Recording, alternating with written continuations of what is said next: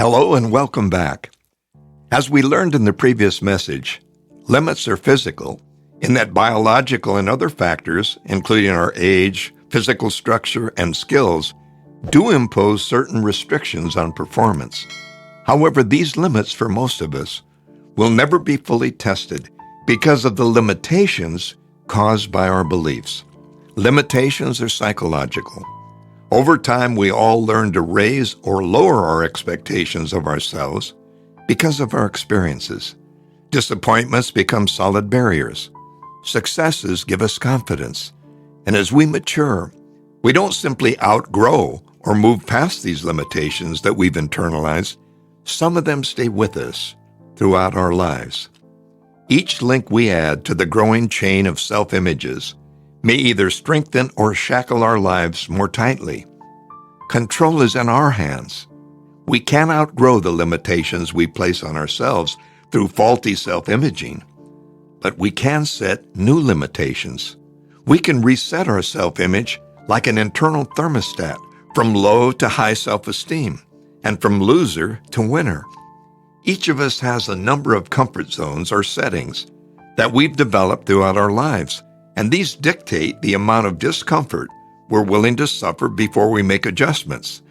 Reflect for a moment on just how many of your behaviors are set into motion when you move out of these comfort zones. Too much can motivate as strongly as too little. On the level of conscious thought, there are any number of examples. How much time we feel comfortable in spending with those around us. How much effort we feel comfortable in expending on our daily tasks at the office or at home. How much money we feel comfortable in spending on new clothes. On a physical or physiological level, there are any number of feedback systems that kick into gear when we leave this comfort zone. Much as a thermostat runs our home heating and cooling system, the body's hypothalamus, a tiny organ in the brain, senses body temperature. Venturing out on the hot side of the comfort zone, warm blood from the inner core of the body is diverted to the hypothalamus in a wondrous manner that closes certain blood vessels and opens others near the surface of the skin where excess heat can be radiated away. Of course, the action of the hypothalamus in activating the sweat glands to return you to the comfort zone is no real surprise.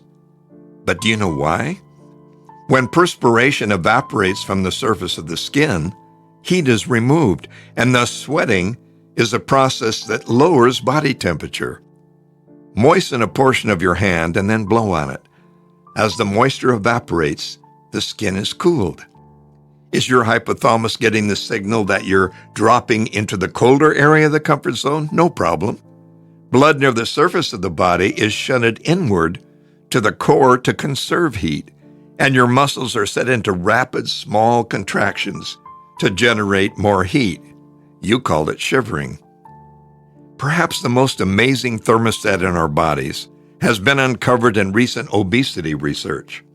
We appear to have developed set points for body fat, a degree of body fatness that our bodies literally grow comfortable with.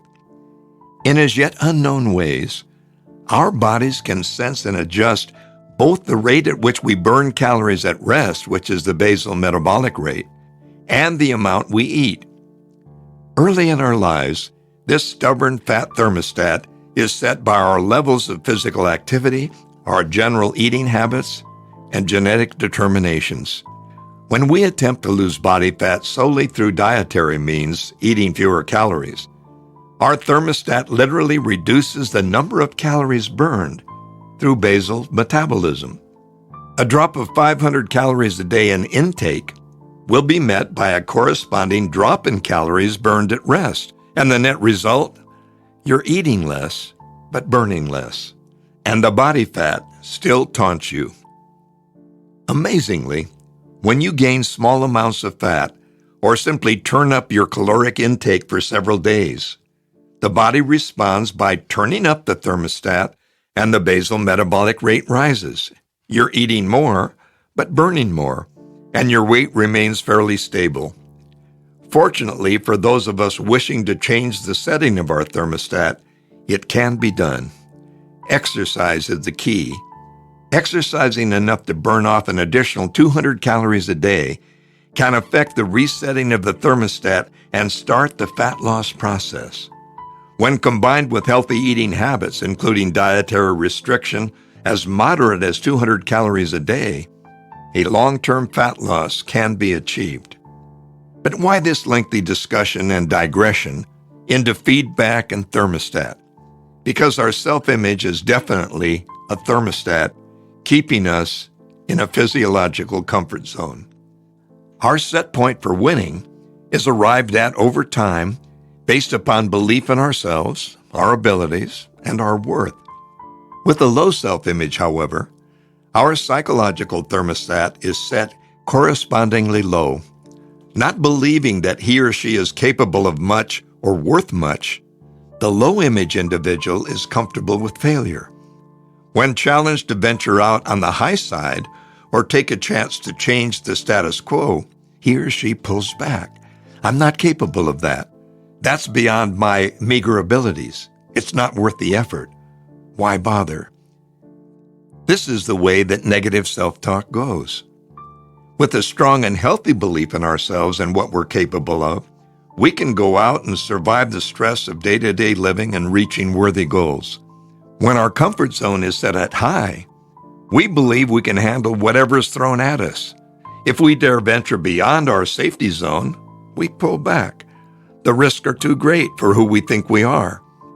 If our efforts to win fall below the comfort zone, we feed back to our self-image some positive self-talk. Next time I'll do it better. I can do that. Harder work and concentration will win me that prize. At my seminars, I like to check a person's self-image when he or she first enters the meeting room. In this way, I can determine the awareness and the needs of my audience. And I remember a woman came into my seminar room and she sat down in the first row. And as she sat down, I said, "Good morning. Are you attending the seminar alone?" She answered, "No, I'm divorced." I said, "Oh, how long have you been single?" Trying to sound non-judgmental. She replied, "I've been divorced for 2 years now." And I asked another question, "Are the divorce proceedings going on?" Well, she looked puzzled and said, "Why, no, of course not. I told you it happened 2 years ago." I smiled reassuringly. "Well then, if you were divorced 2 years ago, you are single now." What that woman learned during the seminar took me 35 years of self-doubt to figure out, and that is, you never carry a mistake or childhood labels or failure forward. You don't wear failure like a coat. The performer is always valuable, while the performances are learning experiences not to be repeated if negative, and to be reinforced constantly if positive. Now when new friends or associates ask our seminar graduate, "Are you married?" she answers unhesitatingly, "No, I'm not married." She's a powerful demonstration of the truth that we are what we see, what we do, and most importantly, what we think. When we look in the mirror, there are 3 reflections: the child of our past, the person we are today, and the person we will become. We can never totally erase experiences from our memories. If they were negative, our thermostats may be set at low performance or even no win. But we can reset our thermostats. With the right role models and right self-talk, we can change the perception that have twisted and colored our image of who we really are. You know, perhaps the thing that concerns me the most about this subconscious, time-grown, tenacious thermostat self-image is that bad news sells. And the fire that burns another's home warms the general population in the fact they're glad they weren't the victim of the day. Commercials go in and are repeated verbatim by children 4, 5, and 6 years old. The steady diet of violence on television and in motion pictures causes real concern that violent behavior demonstrated by school children is largely a result of subconscious exposure. And how do we learn? Well, we learn by observation, imitation, and repetition. We observe role models, we imitate their behavior, and then we repeat it until it's internalized. Everything is learned that way. From a coach or a role model, an imitated behavior, whether on television, motion pictures, or a boss at the office, or a sales manager or a friend. And we repeat it until it becomes second nature, like brushing our teeth or driving a car. When we go home at night, we don't watch good news. Less than 20% of what we'll ever see will be good. You see, bad news makes the headlines, and it's easy to show visually a fire or crash, not someone helping someone across the street. But what if you went home and saw good news? Cambodian girl wins National Spelling Bee for third straight year. Companies do outstanding work, higher profits, great employment opportunities. No. This is not news. They always want to get the negative hook to keep it newsworthy. And commercials cost several $1 million for 60 seconds at the Super Bowl or prime time or national championships. Why?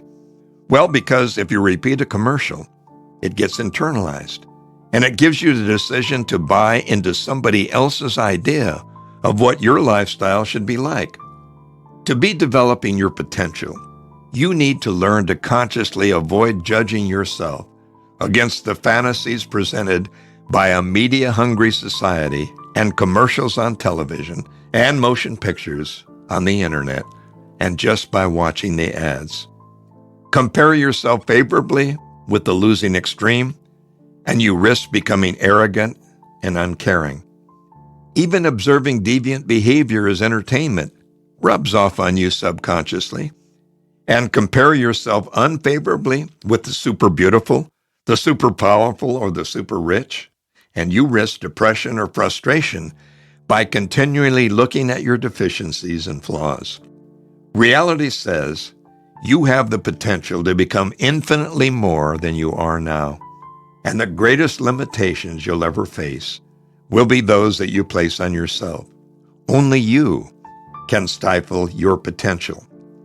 Remember, it takes just as much time and effort to lead a mediocre life as it does to lead a winning life. The power of other people to rain on your parade and stifle your self-image is overwhelming for most people. The good news is, you don't have to play the part of the victim.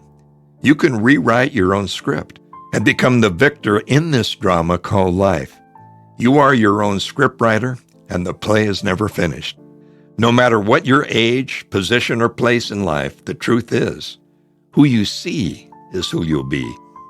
Neil Armstrong saw himself as an astronaut at the age of 12, and Sally Ride dreamed of becoming the first woman in space when she was only a little girl. Ray Kroc saw himself as the hamburger king of the world when he started McDonald's at the age of 54. And Grandma Moses began to paint seriously at age 75. Michael Dell, founder of Dell Computer Company, who in the late 1990s became the richest man in the world under 40 at the time, was already selling products direct to consumer at the age of 9. He went on to revolutionize selling by setting the standard for direct marketing via the internet. In the late 1800s, an 11-year-old Russian boy named Igor Sikorsky had a dream in which he was walking along a paneled passageway lit by soft blue lights. He dreamed he was inside a big flying ship, one that he had built himself. His ideas were always ridiculed as preposterous. About 30 years later, he was co-pilot in one of his transoceanic flying clippers, and his friend Charles Lindbergh was at the controls. Sikorsky decided to take a stretch, walking back in the passenger cabin.